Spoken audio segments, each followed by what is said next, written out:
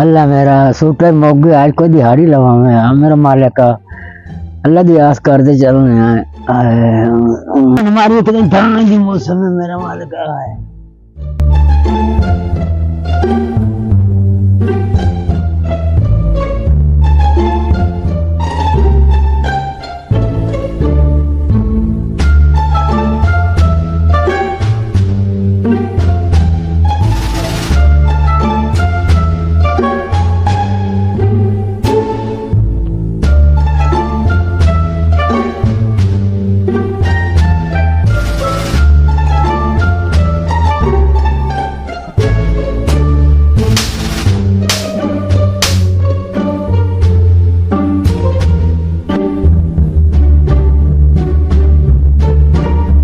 मैं तेरी बंदूक ना खसता है।